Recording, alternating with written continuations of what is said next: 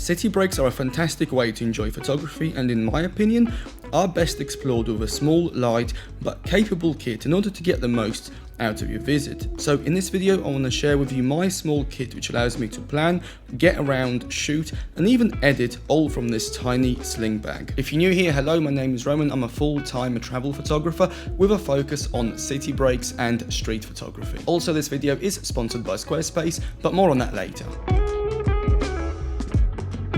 Having used both backpacks and slings, I generally prefer a sling in a city environment. First of all, you don't end up with a sweaty back, especially if you're walking long distances. Secondly, if you're somewhere very busy that's rife for pickpocketing, having a sling is a bit more secure because you can swing it round to the front, tighten it up closer to your chest, and then keep an eye on the zips. Whereas with a backpack, you to a certain degree have no control, at least who can touch it and who can see what you have. And when you're somewhere a little bit more open, when you're not as worried about pickpocketing, you can just relax the sling, swing it round the back, and have it as a bit of a messenger bag. There are some downsides to a sling. First one is that you are very limited with what you can bring. You can get bigger slings, but keep in mind all the weight is on just one shoulder, so it's a trade-off. You can either bring less and then be fine, or bring more and end up with a sore neck unless you keep swapping the sling over.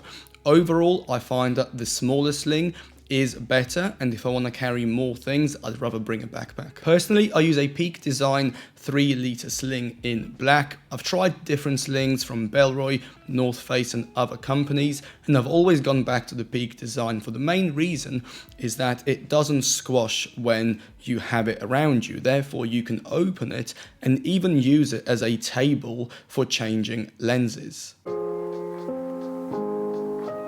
The camera of choice is the Fujifilm X-T4. I've had it for about 2 years and overall I absolutely love it. It's my main photo, video and YouTube camera, so everything fits into one small package. However, if you're not into video, then I would actually suggest a Fujifilm X-T3 or an X100V if you want something a little bit more niche. Personally, I'll take the X-T3 over the X100V because it's better value, better ergonomics, and you can change lenses. The first lens is my wide angle prime, which is the Fujifilm 18mm f1.4. Full frame terms, you're looking at around 27mm. Now, this lens is my documentary, my establishing lens. So anytime I get somewhere and I want to capture the whole scene in one image, this is the lens that I would bring. Also, this is the best lens, in my opinion, for a walkabout camera, so to speak. So let's say if you're just going for a stroll around town, you don't really want to do photography that much, but you thought, I'll bring the camera just in case. The 18mm is fantastic for documenting your evening out with your friends, your family, etc. Now, I went for this lens in particular because I want the 1.4 for nighttime photography. Even though I generally don't shoot at night, it is something that I want to do more of in the future, especially when I visit locations that are known for nighttime photography, such as New York, Tokyo, etc. Another reason I went for this is because it's the most future-proof lens I can get right now, because as Fuji said, these lenses are designed to deal with the higher megapixel cameras that Fuji will bring out in the future. Now, if none of that is of interest to you, I would actually say go for the 16mm f2.8. It's the little tiny 16mm prime. Very cheap, very good. I used to have one, but I sold it in favor of this, and that will do the job just as fine. The second lens that I bring with me is the 33 f1.4. Now, full frame terms, you're looking at 50mm, and as you know, 50mm is a fantastic focal length. I will use this one for subjects, for details, and for really honing in on the environment and finding something of interest to show the viewer. Personally, I would actually use this a bit more than the 18mm because I prefer that compression. However, coupled with the 18, it now gives me a very wide selection of what I can show within the particular environment that I'm in. Now, I went for this lens for the same reason that I did with the 18, because of the 1.4 low light capability and the future proofness, if that's a word, of this lens. Now, if none of that is an interest to you, I would actually go for the 35mm f2. I used to have one. It's a fantastic lens, and honestly, I do miss the size and weight of those smaller primes. However, the trade-off obviously is the 1.4, which I'm personally happy with. Always bring a spare battery. It's very small, it's very light, there's no excuses. When I used to run workshops in London, I've had so many times where people would come in with just one battery that was like half full, and halfway through the workshop that battery would completely run out and it'll be without a camera. So don't make that mistake. Always bring a spare battery. If you happen to be trigger happy on one of the days and you go through 2 batteries, then having a portable battery pack is fantastic, because not only can it charge up your camera in a pinch, but also your phone, headphones, or any other tech bits that you might have with you. Most of the time you might not use it, but that one time when you really need it, you'll be glad you have it with you. As for cables, I have one USB-C to USB-C anchor cable. It's the braided one. I've been using that for about 3-4 years now, no issues at all. And I have a bunch of USB-C to USB-A, micro USB, lightning port adapters. That way I only need to bring one cable and a bunch of these little tiny adapters and save space. Just like with a spare battery, bring a spare SD card. Sure, the X-T4 has 2 slots, I use both of them. I have never had an SD card fail on me. However, for the sake of one little SD card, it doesn't have to be anything fancy. If something to go wrong with one of your or both of your SD cards, at least you have a backup. Not to mention the obvious one, if you fill up your SD card because you're somewhere cool and you then have to either sit in a coffee shop and delete the pictures you don't like, or you can just swap SD cards and carry on. The next accessory is the SD card to Lightning reader adapter. Basically allows me to plug my SD card into my iPhone and then load all the photos into Lightroom, and I know I can quickly back all my images up on my phone. And even if I have a, let's say, 1-hour journey back to my hotel, home, etc., I can actually on my phone go through all the pictures and then delete the rubbish ones and then sync the good ones over 5G to Adobe Cloud, get home, open my laptop, and they're there ready to go. I've done that quite a few times and it does save time when you get home.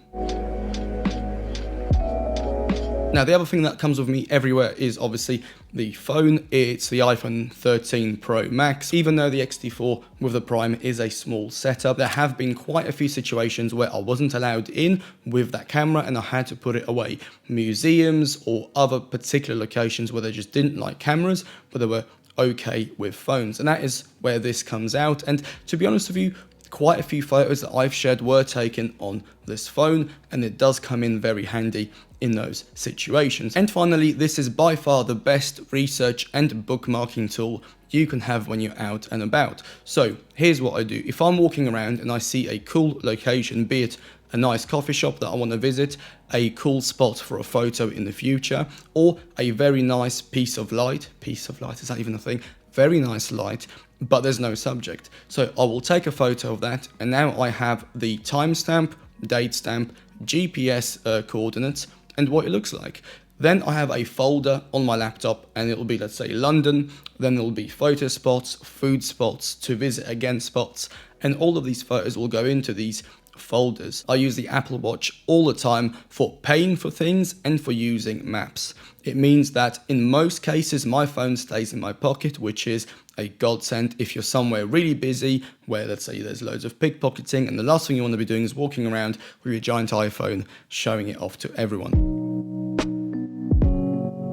Now let's talk about apps, because without them this thing is pretty useless. Now all of these apps are tailored towards photographers who go out to shoot in cities. The first one is Lightroom. Obviously, it's my main photo editing app, and it's how I back up and store all my images in the Adobe Cloud. Next up is Photo Pills that I use all the time. It basically tells you the path of the sun, what time it rises, what time it sets at any given location and time of year, so you can plan a sunrise or a sunset shoot and just make sure that you are in the right place at the right time. Tide Pro can save your life, literally, because if you're in a city that has a river flowing through it or is by the sea, the last thing you want to be doing is going down to the riverbank or going down to the beach and then getting cut off by the tide.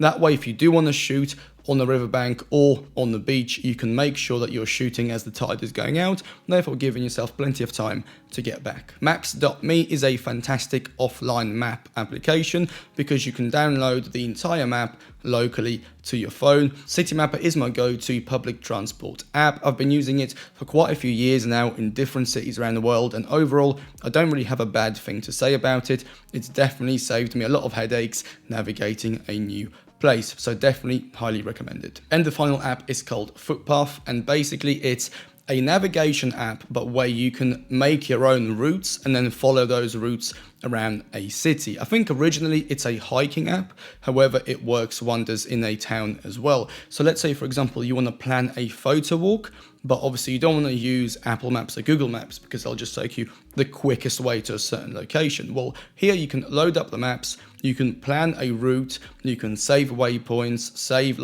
photos and location info, and then you can then navigate and follow that route later on, even using your Apple Watch to navigate, so your phone just stays in your pocket. At this point, I would like to thank the sponsor of this video, Squarespace. Squarespace is my main portfolio where people come to see my best work. I have full control of how my work is presented and interacted with. Squarespace is also the hub for my business, my newsletter, and my travel photography blog. Finally, I use Squarespace as my social media landing page and my digital business card.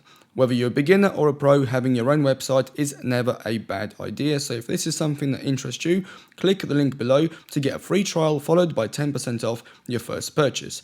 Thank you to Squarespace for sponsoring, and thank you for watching. Finally, I have my AirPods Pro with me for two reasons. The first one's the obvious one, I can listen to music or podcasts when I'm walking around. However, the second one, I use it if I don't want to be disturbed or bothered for whatever reason. So let's say, for example, I'm walking through a particular location and everyone's trying to get your attention to pull you into their shop or something like that. Or generally you just want to keep yourself to yourself. I'll put my headphones in and then I'll put them on transparency mode, which means I can clearly hear everything around me as if I wasn't wearing anything. However, to the outside world, it looks like you're listening to music. So if you ignore someone because they're shouting at you to go and buy their cheese, you don't look rude by ignoring them. You can just carry on. Okay, that's basically about it. Now, there are a few little other bits and bobs like lip balm, maybe hand sanitizer or lens cloth, lens wipes, things of that nature. However, overall, that's basically everything that's in this kit, and that's the kit that I've been using for probably 3 months now, 4 months. Been using it for a while, and in Istanbul I actually went for this kit all the time over my zoom lenses and backpacks. So I hope you found this video useful. I hope it gave you some ideas about your street photography, travel, city photography camera kit. If it has, give it a like. If you have your own suggestions or you want to share something that you do that's different to me that others can benefit from, please write that in the comments, because obviously sharing will just help everyone. And that's it. Thank you again for watching. Have a great week, and I'll see you in the next video. Bye.